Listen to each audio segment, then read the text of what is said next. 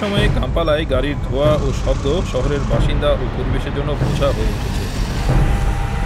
জাতিসংঘের হিসাব বলছে আফ্রিকার অন্যতম দূষিত শহর কাম্পালা। সরকার এই পরিস্থিতি পরিবর্তন করতে চায়, সেজন্য গ্যাসোলিন চালিত পরিবহনের জায়গায় ইলেকট্রিক বাহন চালুর চেষ্টা শুরু হয়েছে। প্রথম ধাপ হিসেবে সরকারি গাড়ি নির্মাতা কিরা মোটরসে বিনিয়োগ করেছে সরকার। মাকেরের বিশ্ববিদ্যালয় এর সঙ্গে যুক্ত হয়েছে। ইলেকট্রিক বাহন চার্জ দিতে যে বিদ্যুৎ ব্যবহার করা হচ্ছে সেটি আসছে জল বিদ্যুৎ থেকে। ইতিমধ্যে 27টি ইলেকট্রিক গাড়ি চলছে। Private companies can also potential customers and also in the tourism sector. So we are working closely, especially with the Taxi Owners Federation in Kampala, which has predominantly been a consumer of 14-seater vans or matatus, to transition them to larger capacity full electric buses.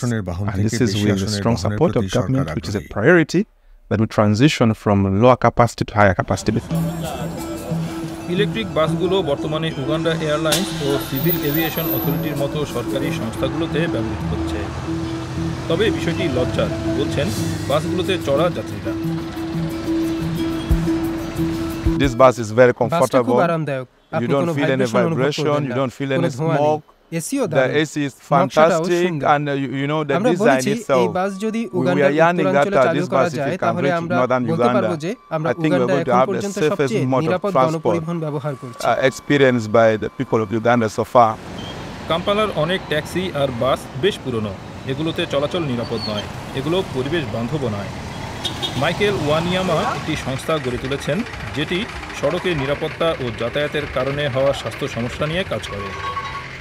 তার নিয়মিত কাজের মধ্যে আছে একটি যান সড়কে চলাচলের উপযোগী কিনা তা দেখভাল করা এবং সেই তথ্য সংশ্লিষ্ট কর্তৃপক্ষকে দেওয়া। When we have this data, government can look into it, সরকার সেগুলো নীতি ও নিয়মকানুন তৈরিতে ব্যবহার করতে পারে। মানুষকে সাশ্রয়ী মূল্যে ইলেকট্রিক বাহন কিনতে আগ্রহী করতে সরকার হয়তো প্রণোদনার ব্যবস্থা চালু করতে পারে।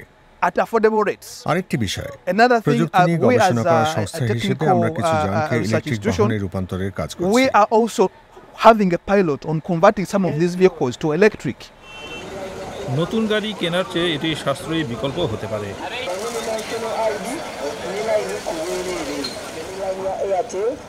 একটি ইলেকট্রিক ট্যাক্সির দাম 35,000 ইউরো হতে পারে, যেটি অনেক ট্যাক্সি চালকের পক্ষেই কেনা সম্ভব নয়।